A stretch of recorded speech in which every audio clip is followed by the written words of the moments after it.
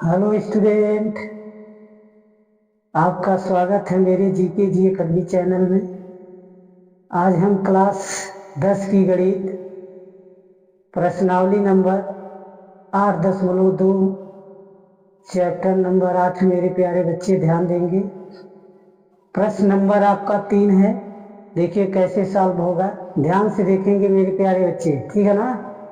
ये जो दिया है, यदि 10a प्लस बी बराबर करड़ी में 3 और 10a माइनस बी बराबर 1 करड़ी में 3, फिर कामा करके 0 से बड़ा a प्लस बी से ग्रेटर देन 90 अंश कामा a बड़ा है b से, ठीक है। तो a और b का मान ज्ञात करना है, यानी a का और b का मान आपको ज्ञात करना। मेरे प्यारे बच्चे ध्यान देंगे कैसे सॉल्व होगा। यहाँ देखिए पहला क्या दिया है, 10a प्लस बी बराबर क्या दिया है, 10 करड़ी में 3 दिया। तो करड़ी ए पहले हल करेंगे इसको कि 10 कितने अंश का मान करड़ी में 3 होता है। तो यहाँ लिखेंगे 10a प्लस बी बराबर 10 60 अंश लिखेंगे, ठीक है ना। 10 से 10 काट देंगे, a प्लस बी बराबर क्या बचा आपका 60 अंश बचा मेरे प्यारे बच्चे। ये अब पहला समीकरण आपका है, ठीक है ना। समीकरण नंबर 1 हो गया। अब और दिया है 10a माइनस बी बराबर करड़ी में 1/करड़ी में 3 दिया है। तो इसको कैसे सॉल्व करेंगे मेरे प्यारे बच्चे। a माइनस बी बराबर दिया है 1/करड़ी में 3, तो 10 कितने अंश का मान आपका 1/करड़ी में 3 होता है। 10 30 अंश का मान होता है 1/करड़ी में 3। तो यहाँ का लिखेंगे 10 30 अंश लिखेंगे, ठीक है ना। अब यहाँ 10 से 10 काट देंगे, a माइनस बी बचा, इसका मान क्या है 30 अंश। तो इस समीकरण आपका कौन सा बना, 2 बना मेरे प्यारे बच्चे। ध्यान देंगे, ध्यान देंगे तभी समझ आएगा, नहीं तो समझ नहीं आएगा। अब इसको क्या करेंगे, चाहे विलोपन नियम से हल करिए, चाहे विस्थापन नियम प्रतिस्थापन नियम से हल करिए, तब a और b का मान निकलेगा मेरे प्यारे बच्चे। ध्यान देंगे, पहला समीकरण देखिए क्या दिया है, a प्लस बी बराबर 60 अंश दिया है, समीकरण 1 हो गया। और a माइनस बी बराबर क्या दिया है 30 अंश दिया है, समीकरण आपका 2 हो गया।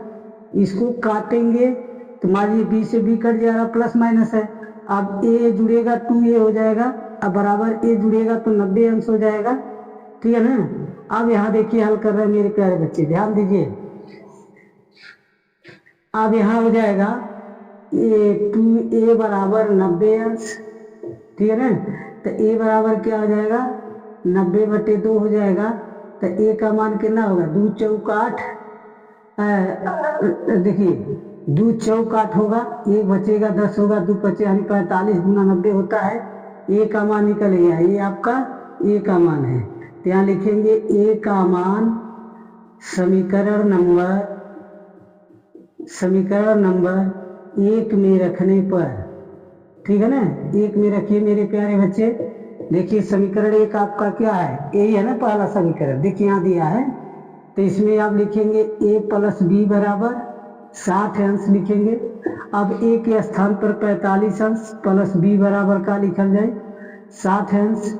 अब b बराबर क्या हो जाएगा 60 में से 45 घटा देंगे मेरे प्यारे बच्चे, तो b का मान कितना बचेगा 15 हो जाएगा। जैसे मान लीजिए एक हासिल लेंगे 10 होगा, 10 में से 5 जाएगा 5, 5 में से 4 जाएगा तो एक ही बचेगा ना। यानी b का मान 15 हुआ, a का मान 45 हुआ। ये आपका राइट आंसर है मेरे प्यारे बच्चे, ठीक है ना, समझ आ गया।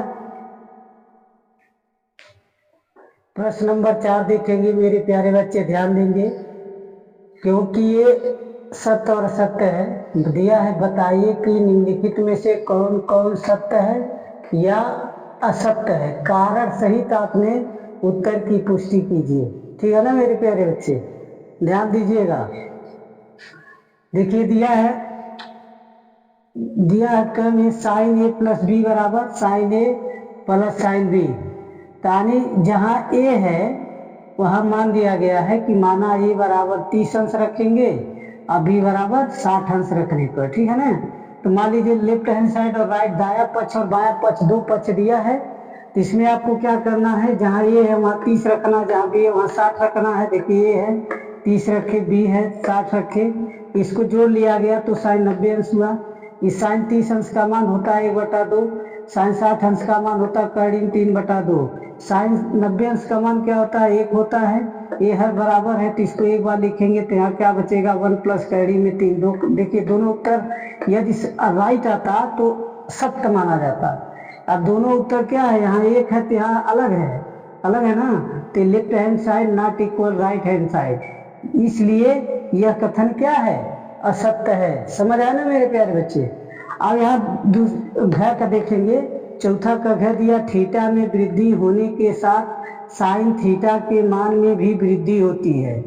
तो इसको जब मानेंगे तो यानी क्या कर, थीटा में वृद्धि होने के साथ साइन थीटा के मान में भी वृद्धि होना चाहिए। ऐसा मान आपको मानना है कि सबका मान में क्या हो, अंतर हो। वृद्धि का मतलब अंतर होना चाहिए। मान लीजिए 0 अंश माने, 30 अंश माने, 45 अंश माने, 60 अंश माने, 90 अंश माने, तो साइन थीटा की जगह ही आप 0 रखेंगे तो साइन 0 अंश का मान 0 होता है। साइन थीटा के स्थान पर आप क्या रखेंगे, 30 अंश से 30 का मान 1/2 होता है। आप यहाँ साइन 45 रखेंगे तो इसका मान 1/2 होता है। 60 अंश रखेंगे तो इसका मान कर्डिन 3/2 होता है। 90 रखेंगे तो 1 होगा। देखिए सब में अंतर मिला कि नहीं मिला, मिला ना, इसलिए कथन क्या है, सत्य है। अब समझ आया। अब चौथे का ग देखेंगे, थीटा में वृद्धि होने के साथ कास थीटा के मान में भी वृद्धि होती है। मतलब समझे, कहता थीटा में वृद्धि होने के साथ कास थीटा में भी क्या होना चाहिए, वृद्धि होती है। मान लीजिए थीटा के स्थान पर 0 और 30 अंश लिए तो कास थीटा के स्थान पर 0 अंश रखेंगे तो इसका मान 0 होता है। 30 रखेंगे तो इसका मान 1/2 होता है। इसलिए कथन क्या है, असत्य है। आप चौथा का घ देखेंगे, थीटा के सभी मानों पर साइन थीटा बराबर कास थीटा। इसका मतलब कैसे कारण सहित बताएंगे। थीटा के स्थान पर मान आपको लेना पड़ेगा।